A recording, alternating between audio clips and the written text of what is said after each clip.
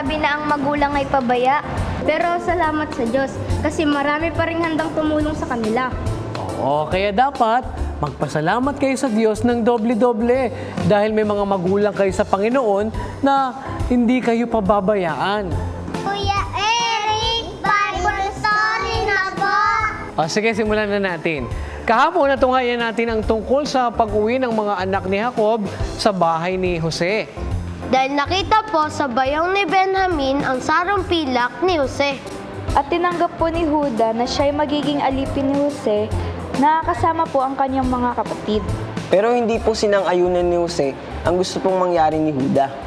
Dahil nga ang gustong maging alipin ni Jose ay yung kung kaninong bayong kinasumpungan yung kanyang sarong pilak.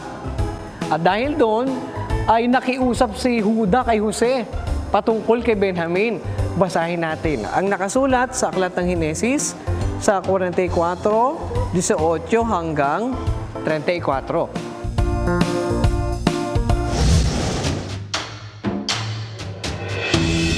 Nang magkagayoy, lumapit si Juda sa kanya at nagsabi,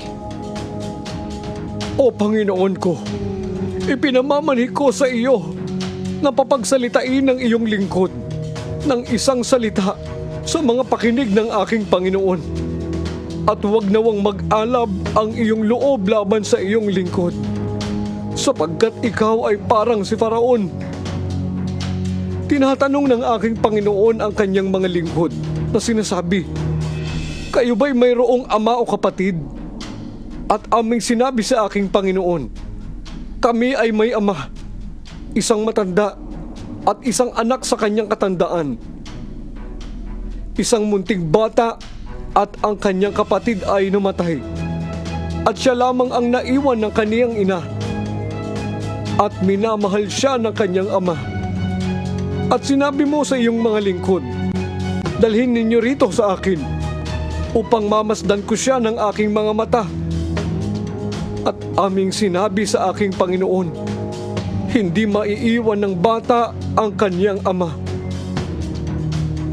Sapagkat kung iiwan niya ang kanyang ama, ay mamamatay ang ama niya.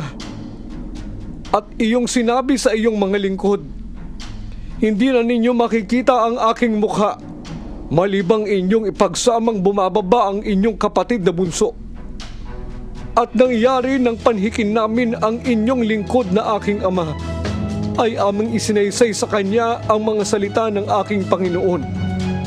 At sinabi ng aming ama, Pumaroon kayo uli, ibili ninyo tayo ng kaunting pagkain. At aming sinabi, hindi kami makabababa.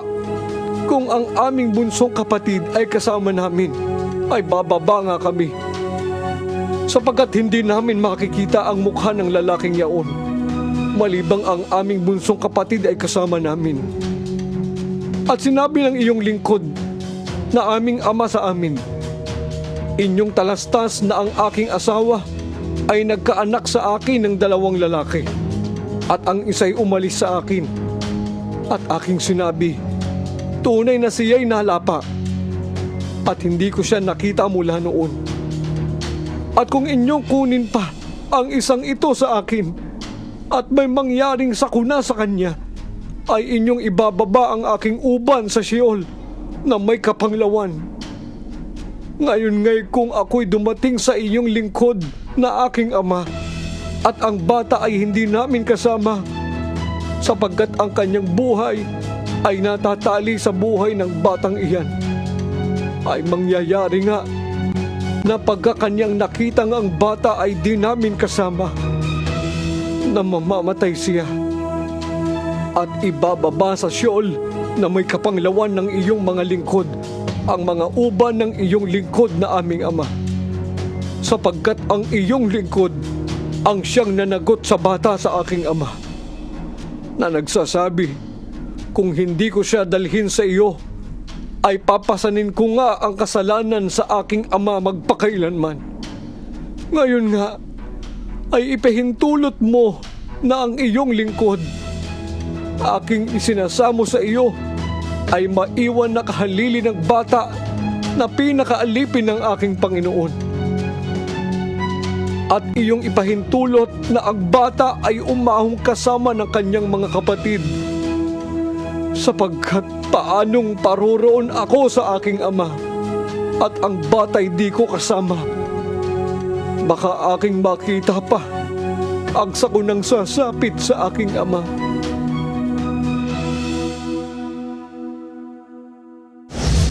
Hindi po pala natiis ni Huda na makiusap kay Jose patungkol sa kanyang kapatid na si Benjamin. Nagpakababa po si Judas sa harap ni Jose at mas ginusto po niya na siya lang maging kapalit ni Benjamin bilang alipin. Ano po bang naging kasagutan ni Jose sa kahilingan po ni Huda?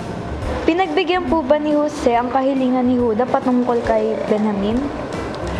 Yan naman ang abangan nyo bukas mga bata kung loloobin ng Panginoon. Kaya't huwag kayong absent sa panonood ng Bible story.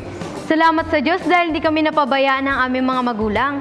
Sapat ang aming pangangailangan sa araw-araw sa awat tulong ng Diyos. Hindi kayo dapat talaga na napapabayaan mga bata. Alam nyo ba na mayroong parusang darating sa mga magulang na magpapabaya? Basahin natin ang nakasulat sa aklat ng Marcos sa 9 at 42. At ang sino mang magbigay ng ikatitisod sa maliliit na ito na sumasampalataya sa akin, ay mabuti pa sa kanya kung bitinan ang kanyang leeg ng isang malaking gilingang bato at siya'y ibulid sa dagat. Bukas kids, abangan ninyo, pag-aaralan naman natin ang tungkol sa child labor at ang sinasabi ng batas tungkol sa kanila. Abangan nyo yan, ha?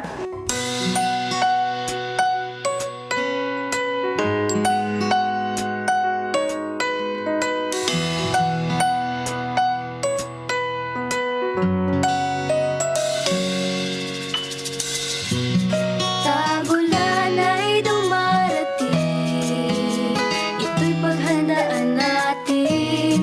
Katawan ay palakasin sa mga wastong pagkain.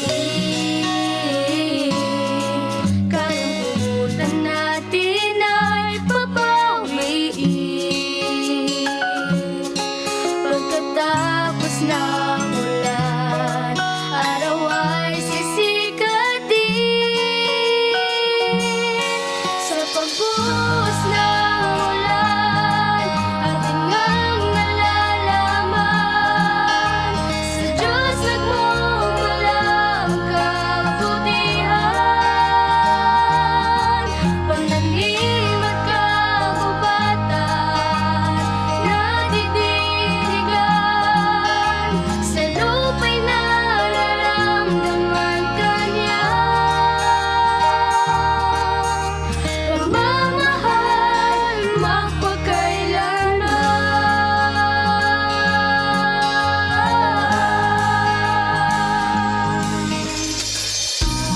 Halina't sumukog na, magkasama tayo sa tuwina. Sa hirap at sa saya, tagulan may di bali na. Sa problema ay huwag na padadala. Sa pagtila ng ulan, panibagang pag-asa. Sa pagbuhos ng ulan,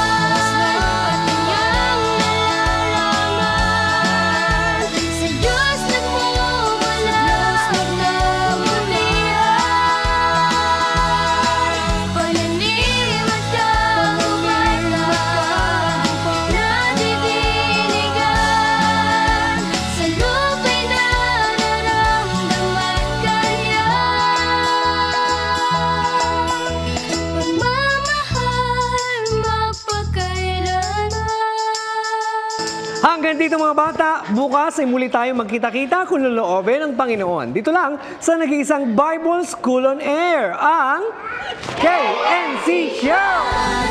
KNC Show. We'll teach us while we grow. Sa tulong ng ating Diyos Ama, isipan ay magliliwanag. The KNC Show. We'll teach us while we grow. Sa tulong ng ating Diyos Ama, isipan ay magliliwanag na.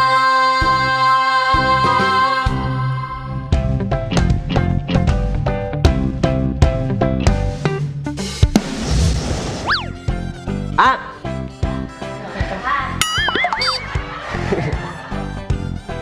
Kuya Eric, Bible story na po. O, sige. Kuya Eric, Bible story na po. At ayun nga, pagkatapos ng pananalitang iyon, Jose, kay